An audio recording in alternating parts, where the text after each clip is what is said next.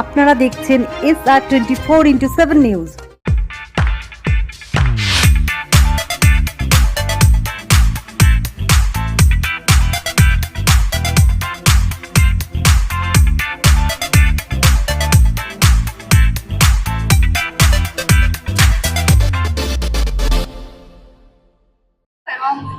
দেখো, রেস্টুরেন্টস মানে কিন্তু একটা অন্যরকম ফিলিং আসে, মানে খাওয়া দাওয়া আমি কিন্তু এটা লোকে অনেকেই মানবে না, কিন্তু যারা আমায় চেনে তারা জানে যে আমি খেতে ভীষণ ভালোবাসি। যখন সময় পাই করি, এবং আজকাল মাঝে মাঝে ভালো হচ্ছে, মাঝে মাঝে খুব একটা ভালো হচ্ছে না, maybe am out of practice, but আমি খেতে ভালোবাসি, খাওয়াতে ভালোবাসি।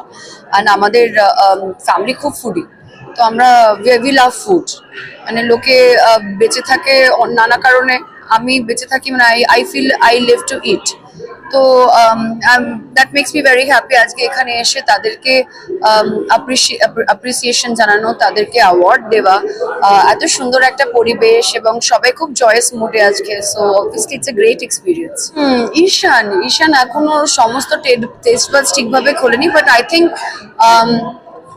আমি ওর জন্য যে মাছের ঝোলটা করি সেটা ওর মানে সেটা আর কি খুব একটা বায়না করে না, খেয়ে নেয়, তার মানে সেটা পছন্দ। আমার হাতের রান্না হচ্ছে সমস্ত কিছু মায়ের হাতের রান্না, মানে যেগুলো মা পারে এবং যেগুলো আমি মায়ের হাতের খেতে ভালোবাসি, সেইগুলো আমি মায়ের কাছে শিখেছি এবং সেইগুলোকেই আমি ইনক্লুড করবো।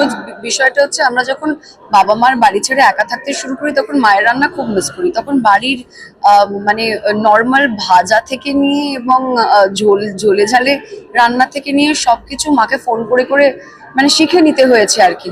So I think that will always be my comfort food and always my favourite food. হতেই পারে ইটালিয়ান ভালো, চাইনিজ ভালো, সব ভালো, আমি খেতে ভালোবাসি, বাট বাড়ির সাদাসিধে রান্না যেটা হয়, সাধারণ রান্না, সেটা খেয়ে যে স্যাটিসফ্যাকশনটা আসে, সেটা কিন্তু আর অন্য কোনো, মানে সারাদিন খেটে যখন বাড়িতে গিয়ে দুমুঠো ভাত এবং একটা ভাজা ডাল একটু ঘি দিয়ে খেলে, I think that is my favourite. আমি ট্রাই অদ্ভুত ফুড কম্বিনেশন, আমি খুব যেগুলো ট্রাইড অ্যান্ড টেস্টেড সেগুলোই ট্রাই করি, মানে ভেরি বেসিক ফুড আমার, কিন্তু out of the box food testing capacity নেই। ট্রু জেন্টলম্যান, খুব রেনাউন্ড একজন অভিনেতা, so obviously it's a matter of honour. কোনোদিন সুন্দর হয় না, সেটা জানো কি? সুন্দর ডায়েট বলে কিছু হয় না।